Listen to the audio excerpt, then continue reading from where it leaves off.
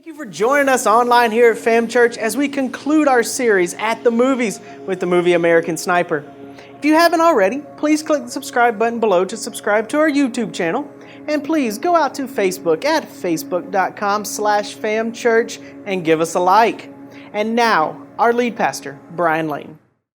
Good morning, welcome to Fam Church. It's great to have all of you here this morning. I just want to echo what Lisa said. If you're here for the first time, we are excited that you are here with us this morning. And if you are here and you walked in the doors and you haven't been to church or you haven't been to church in a long time and you're saying to yourself, I don't know if I'm going to fit in there. I don't know. These people are different than me. Can I let you know that whatever your struggles are, whatever your sin is, whatever your temptation is, all of us in this room can relate to you because we've been there, we've done that, we've been through it, and so we can help you with anything and we can understand where you are at. And we're glad that you took a chance with us today. And I can't think of a better day to be here because this is our last Sunday for the popcorn for a while. And so if you want some more popcorn before we get full throttle into this message, go out in the lobby now and get some so that you can munch on it during this last morning of our At the Movies series. And this morning, our final movie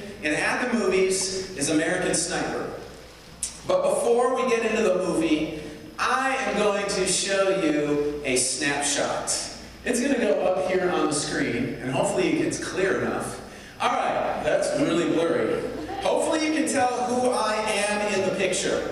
Okay? But this was me right over here when I was 18 years old in 1987. And this was an event, this was at a friend's cabin. That's why it looks kind of shady in the background there. It was at a friend's cabin out in the woods. It was a hunting cabin. And it was a weekend that we went out to spend at this hunting cabin. And I won't tell you the details of that weekend because it was kind of crazy. But this picture right here is a snapshot, right? It's a picture. It's of a moment in time of my life. But let's say I came in here this morning and I said to you, this picture, this snapshot defines who I was in 1987. That was the definition of who I was. Would you be able to tell much about me, who I was as a person, what my life was like, the job that I worked at, the things I did from that one snapshot, from that one picture? No, you wouldn't be able to tell very much. And if I even took it a step further and said, this defines who I was for the next 10 years, and asked you those same questions, it would be even harder to understand. It would be even harder to discern. And that's because a picture is only a snapshot. It's a piece of our history captured, but it doesn't define our life. And it really doesn't tell very much about us. But here's the deal. Many people allow something from their past, something that someone else did to them, something like a sin they don't want people to know about, and they deeply regret, and they let that snapshot, they let that moment in time define who they are. And see, this is the story of the movie American Sniper. I know it's been billed as a war movie. And the movie, just to tell you up front, does have violence in it, and it does have a lot of rough language, and so if you hadn't seen it, I'm just warning you right now that it's kind of a rough movie. But this movie is not so much about the story of the war in Iraq. This movie is more about what the effects of the war were on this man named Chris Kyle. And this is the story of the movie. Chris, he's growing up in Texas, and any good Texan, you gotta have a gun. And he had a rifle, and his dad trained him how to hunt deer. And so we open up a scene with him out shooting and hunting deer, and then we fast forward. Now all of a sudden he's an adult. He's a rodeo clown, or he's a rodeo guy, and he's working in the rodeos. And he comes home after work, after working in a rodeo one day, and he walks in the house and he finds his girlfriend who he's living with in bed with another man, and so he throws both of them out of the house. And his brother was with him at the time, and so him and his brother, they sit down and they start talking about this whole crazy event, and suddenly they catch the TV out of the corner of their eye. What happens was, in 1998, some of you might remember this, there was a couple of embassies bombed by Al-Qaeda in Tanzania and Kenya, that's the other one. Okay, there were these two embassies bombed, and he catches the video of this on the TV, and it moves him. It moves him to action, and he decides that he's going to enlist in the United States Navy. And so he goes out and he signs up for the Navy, where he's eventually accepted for SEAL training, and he becomes a U.S. Navy SEAL sniper. Now fast forward a couple more years, and Chris meets his future wife, Taya Renee, at a bar. They marry, and soon after they marry, he's sent to Iraq in 2001. His first kills, as he's out there with his troops on the front lines, are a woman and a child who were attempting to throw a grenade at some American troops. Imagine the effect of that on you. The first two people you have to kill is a woman and a child. And it was a tough experience for him, but eventually he earns the nickname Legend for his many kills. And because of his success, he's assigned to hunt for the Al-Qaeda leader, al-Zakari.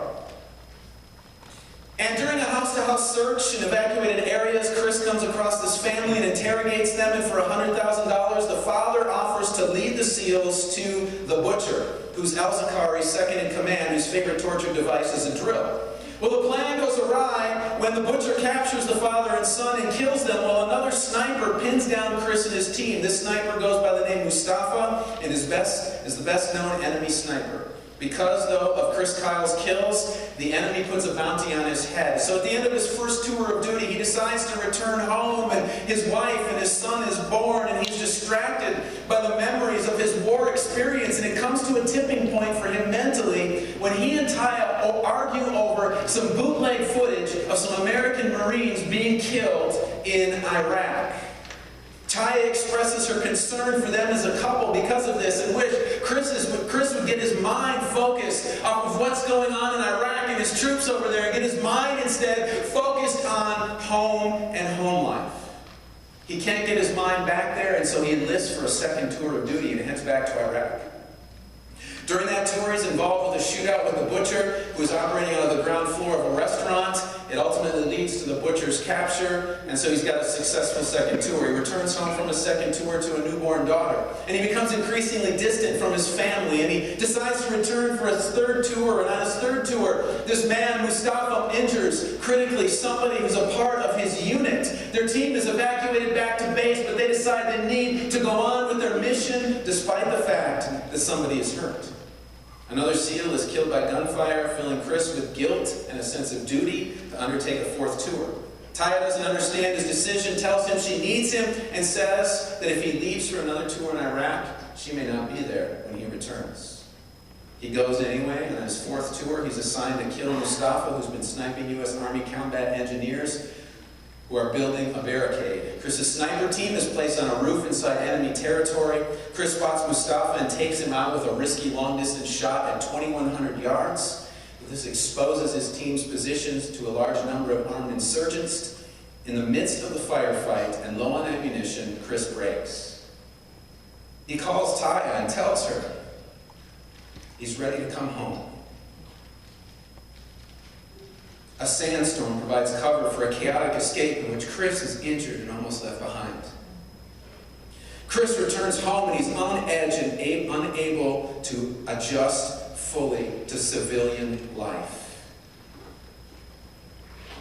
He's asked by a Veterans Affairs psychiatrist if he's haunted by all the things that he did in Iraq, and he says, you know what? I'm haunted by the images and the faces of those that I could not save. He's encouraged to help veterans, and then we know the rest of the story where he gets hooked up with a veteran and they head out to a gun range in February of 2013, and this veteran kills him on the gun range. And then we have the stock footage at the end of his funeral procession heading to Cowboy Stadium in Dallas, Texas, as tens of thousands gather to say goodbye to Chris Kyle. See, the story of Chris Kyle is really a story about a man who is struggling with his past. See, he is haunted by pictures and images of people that he had to kill. He's haunted by pictures and images of people that he could not save out there in combat. And they will not go away. No matter how hard he tries, the images are there, and the images drive him and define his life. These images are so intense, they almost cost him his marriage and his family. And I think that in this room this morning, there are many that can relate to Chris Kyle's story. Now, it's not that all of you have been snipers and been in combat, but there are things in your past. There are pictures, there are images of things that you've done and been involved with, and those things have come to define your life. And you thought, well, coming to church, becoming a Christian, following Jesus would certainly take care of these things that haunt you in your past. But they haven't done anything. And that's what we're going to talk about this morning. How to get free from the snapshots that haunt our lives.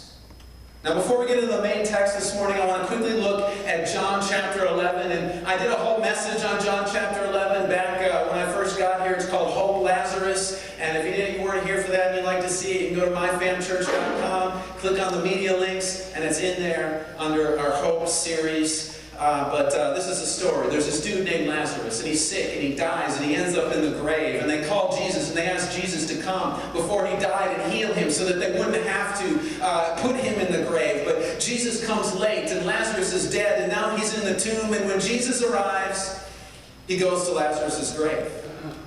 He gets there, and he walks up to the grave, and he tells the people, move the stone. The people think Jesus is crazy. Why do you want to move the stone? Because he's going to smell. He's been in the tomb 4 days. But Jesus doesn't care. He says, move the stone. And they roll the stone away. He says, Lazarus, come out. And he calls Lazarus forth from the tomb. Now I want to read John 11, 41 through 44. And this is what it says there. It says, so they took away the stone. Then Jesus looked up and said, Father, I thank you that you have heard me. I knew that you always heard me, but I said this for the benefit of the people standing here, that they may believe that you sent me. When he said this, Jesus called out in a loud voice, Lazarus, come out.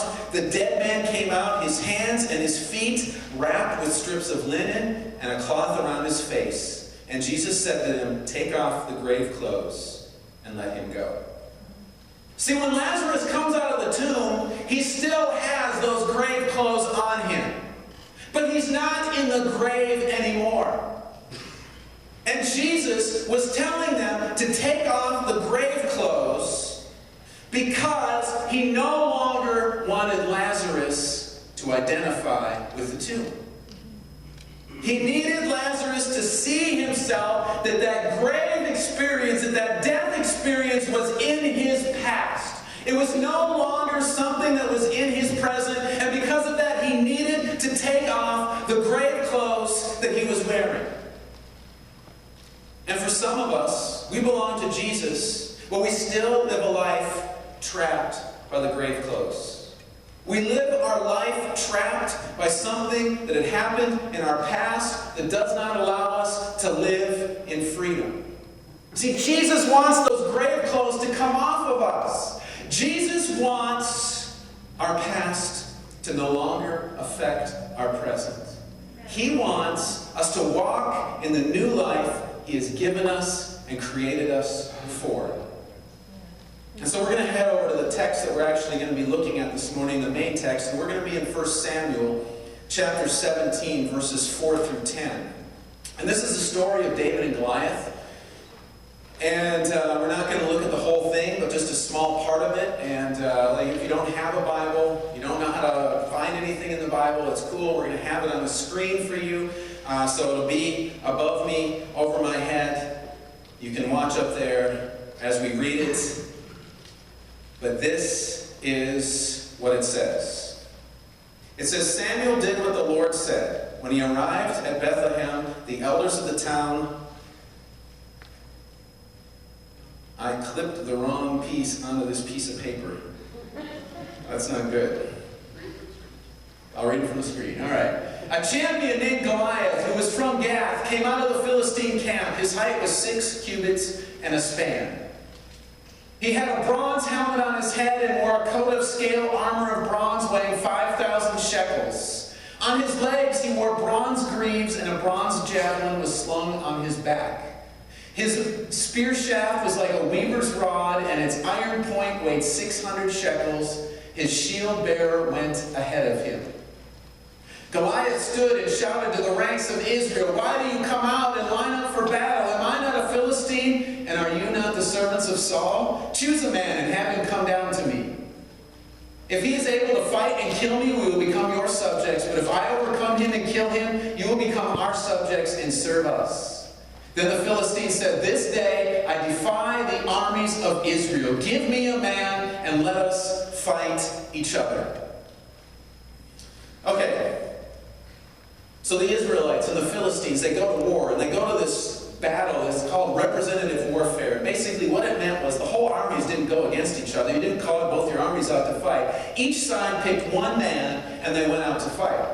And you can understand why this would be to the Israelites' advantage, the Philistines' advantage, right? The Bible talks all kinds of weird language about the heights there. So let me interpret these heights into English for you. All right, the Bible says that this guy, Goliath, was a monster. He was huge. He was a big dude. It says he wore armor that weighed 125 pounds.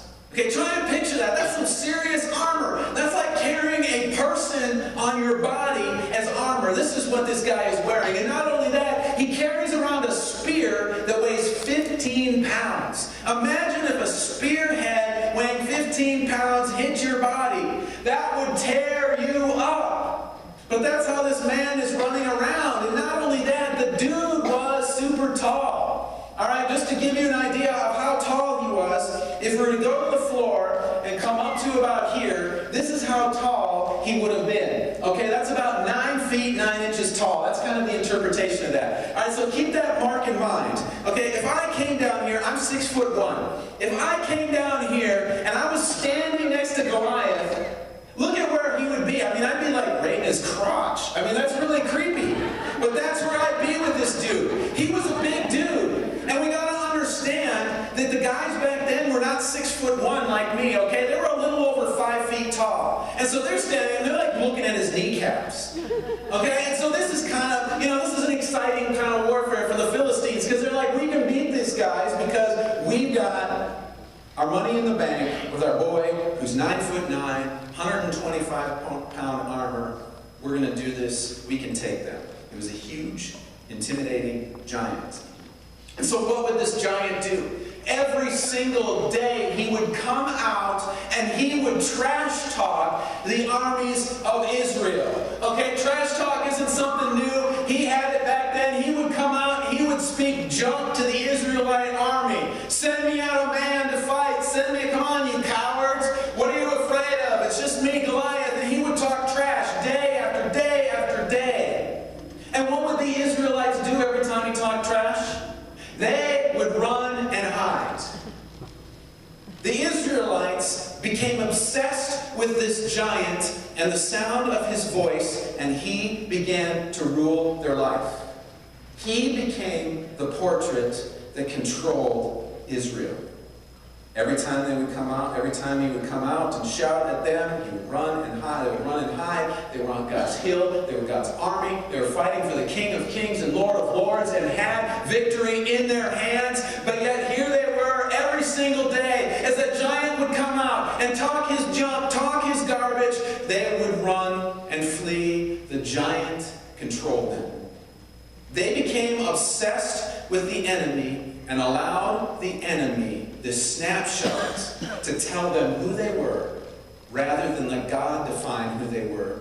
And it left them in bondage, in captivity. And the deal is, we as people do the exact same thing.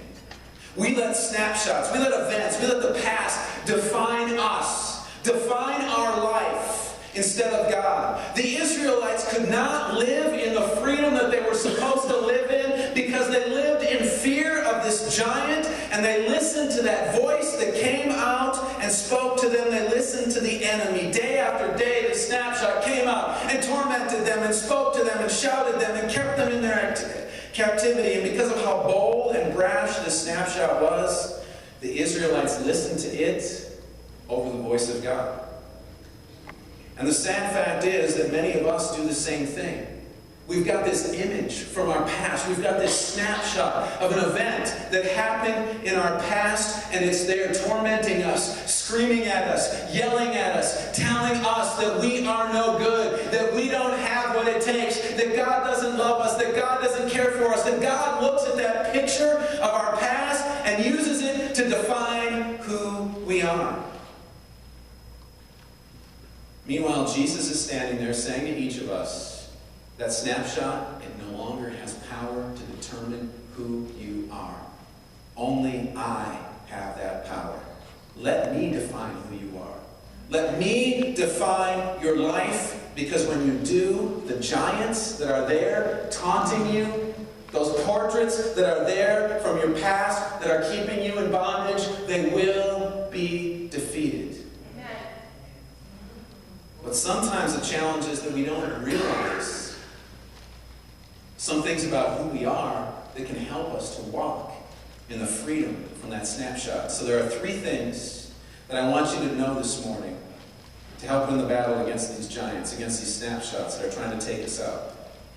The first thing is this: if you have given your life to Jesus, you are completely and totally forgiven. See, it's hard for us to understand complete forgiveness, isn't it? Because we have a hard time completely forgiving people, and so we kind of think God's the same way. I mean, there was this kid in my neighborhood when I was growing up that I always got into fights with. And when I say fights, we had fist fights, okay? I know today everybody has drama fights. It wasn't drama, okay? This was real fights. And we would get into it all the time. Whenever we see each other, like literally, we just wanted to hit each other. Well, in 8th grade, we were in woodshop. And he said something stupid. I got mad. He decided he was going to be slick, so he took a piece of oak, okay, red oak, and we were in wood shop, and there was a spindle sander there.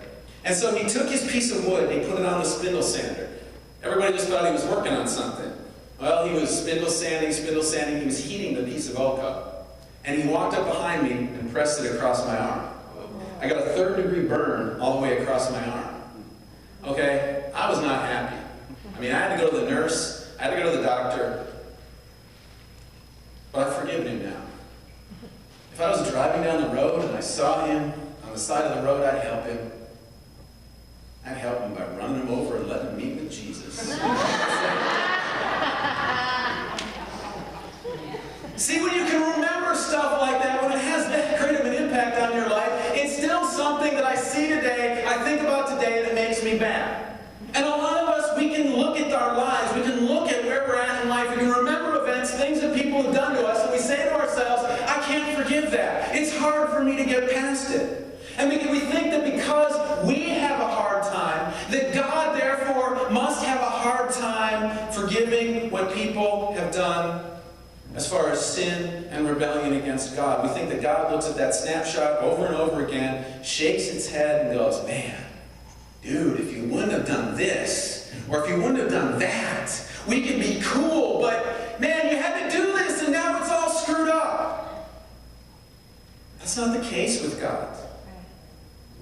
It says in 2 Corinthians 5:17 this: therefore, if anyone is in Christ, the new creation has come, the old is gone, the new is here. See, if we've given our lives to Jesus, the past is gone.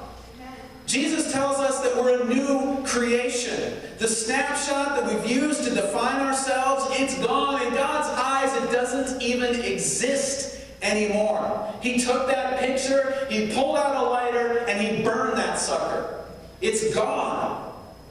He took care of it. It's not something that he's going to pick up later to throw in your face and rub it in your face to remind you of the things that you've done against him. Now the enemy will come and tell you that's not true, that's not how God works. He doesn't love you. He's still looking at that snapshot and using it to define you, but that is not the case. The enemy is lying to you. See, God said he has completely wiped out your past. And there is nothing anyone can do to change that. It's gone. Jesus has wiped it out. Jesus has destroyed whatever it is that's trying to define us from our past. You are completely forgiven. You are completely new. And there's nothing anyone else can do, including the enemy, to change that. The second thing I want you to know is that you're not only forgiven, but you are chosen and very valuable. We understand value in here, right? I mean, a couple of Wednesday nights ago, I gave the illustration of the lady who brought the roommate into her house, and the roommate stole her ID. You know, we talk about the value of our Social Security number. It's like one of the most valuable things we have these days. Because if somebody gets your Social Security number, they can go out, they can create a whole new life under your name and get in all kinds of trouble, and you're responsible for it. I mean, the lady that I gave in the illustration a couple of Wednesday nights ago, the person who stole her ID ended up getting arrested, and now she has to carry a letter with her from the police department saying that she is not the one they're looking for those warrants that are outstanding, because this person did so many crimes and they're all under her name, her Social Security number, but she's not the one who did it. Our Social Security number is valuable. And just like our Social Security number, we have value to God. This is what it says in Ephesians 1, 3 and 4. It says, "Praise be to God and the Father of our Lord Jesus Christ, who has blessed us in the heavenly realms with every spiritual blessing in Christ. For he chose us in him before the creation of the world to be holy and blameless in his sight." And then Ephesians 1:11 says this, "In him we are also chosen, having been predestined according to the plan of him who works out everything in conformity with the purpose of his will." Those verses, they say that God chose us. He chose us. You know why he chose us? Because we're valuable. The highest paid player in the NFL is Aaron Rodgers. He makes $22 million for a 17-week football season. That's what he's worth. That's the price they're paying. Some of you are probably saying to yourself, I wish somebody would determine I was worth $22 million for 17 weeks, right? I mean, I think we could all deal with that. A nice $22 million in our bank accounts be sweet. But you know what? Somebody thought you were worth more than $22 million. Jesus thought you were so valuable, he gave his life. God allowed his son to be killed for us. How many of you that have kids have allowed your child to be killed for someone else? I don't think there's anyone in the room that can raise their hand to that, but that's the value that God has placed on each and every single one of us in this room. That's far more, that's far greater than $22 million that Aaron Rodgers makes in an NFL game. And the reason Jesus did it was because he didn't want us to be held by this snapshot. He didn't want us to be held by this image. He didn't want us to be held in bondage by our sin, by all of the things that are in our past. He wanted us to be free. And so when that snapshot pops up in our life and tells us, this is who you are, you can tell it, no, I am more valuable than that snapshot. I am worth the death of the Son of God. And finally, we are unconditionally loved. Yeah. There's an event in the book of Mark, chapter 1, verses 40 through 42, where Jesus heals a leper. And this is what it says. It says, "A man with leprosy came to him and begged him on his knees, 'If you are willing, you can make me clean.' Jesus was indignant. He reached out his hand and touched the man. 'I am willing,' he said, 'be clean.' Immediately the leprosy left him, and he was cleansed." To start off understanding this, we've got to understand exactly what leprosy is. I mean, it's a hideous disease where like parts of your body or parts of your skin fall off. You know, you're like at a party and you reach for some chips and you go for the French onion dip, and when you dip it in there, part of your finger stays behind in the dip. That's leprosy, okay? I'm sure you guys all just appreciated that imagery, right? That's good stuff right there. But leprosy didn't have a cure. Now we do, but it didn't have a cure back then. And lepers were kept away from society. They had to walk around screaming unclean so that nobody came and touched them. Because they had this disease, one that was communicable by being touched. But here is Jesus walking down the street, and a man with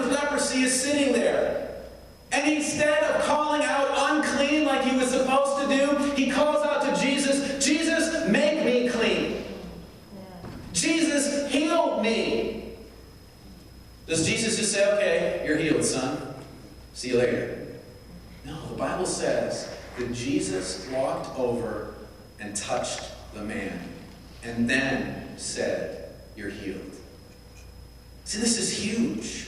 This is huge. No one touched lepers. No one did. Because even if you didn't get leprosy from touching him, because you touched a leper, that made you unclean.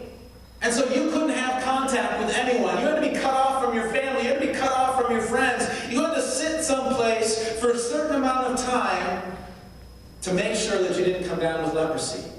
And then if you got leprosy, as I said, you were an outcast for the rest of your life. And nobody wanted that.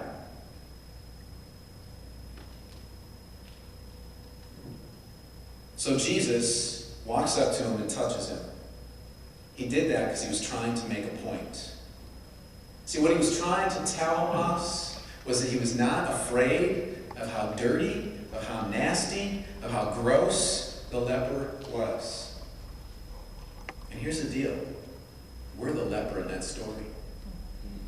We, at one point in time, we were dirty, we were nasty, we were unclean in God's eyes, but he came down and he touched us and made us clean, despite what we had done. Despite what was in our past, he was not afraid of that snapshot. He was not afraid of that stuff that was there in our past. He came down and he touched us. And he loves us so much that he won't let anything keep him from us. Hallelujah. Not even death. Because he unconditionally loves us. Amen. And this is another thing that's hard to understand.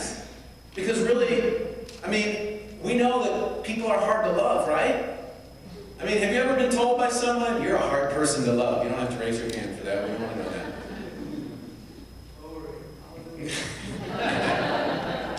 I don't know how to respond to that.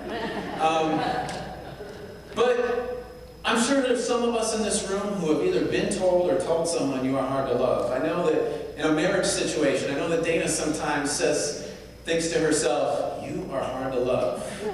I just know that's how it works.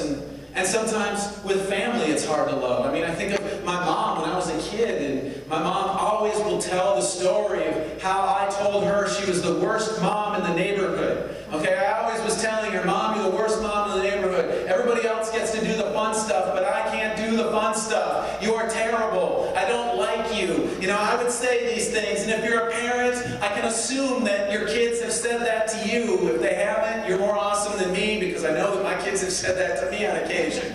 "What's your problem? What are you doing? I don't like you. I don't like what you're doing." But see, when our kids come to us and say, "You know what? I don't like you," do we go, "Oh, all right, all right, well, here's some money. Go out, find yourself a place to live. Get yourself a job, because you don't love me anymore. So that's it. The relationship's over." Is that how we handle that? No. Do we stop loving our kids just because they say to us, "I don't love you"? No, we never stop loving our children.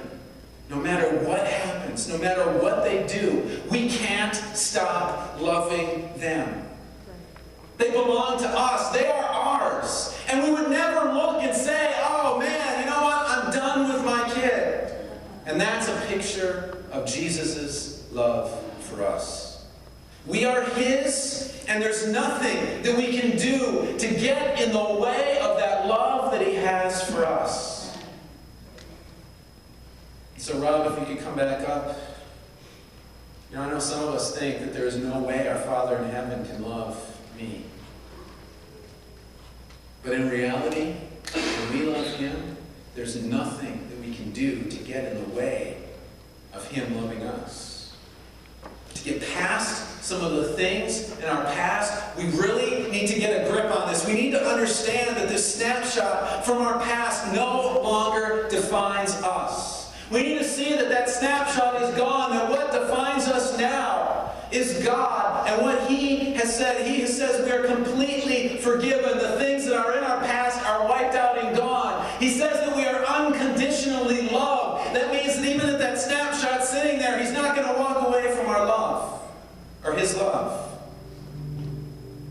And that we are chosen and valuable to him. See, that's what he sees in each of us in this room. So quit letting the past, quit letting the snapshot of things that have happened in the past define your life. See, Chris Kyle, that image of failing to save the men and women that he was serving with was an image that stayed in his life for a long time. See, Israel, when they were fighting against the Philistines, that voice and that giant coming out defined them for a long time. But it didn't have to be that way with the Israelites. And some of you this morning may be allowing an event from your past to define you and your walk with God, and it doesn't have to be that way. It doesn't have to be that way. Know that that thing is forgiven. Know that that thing,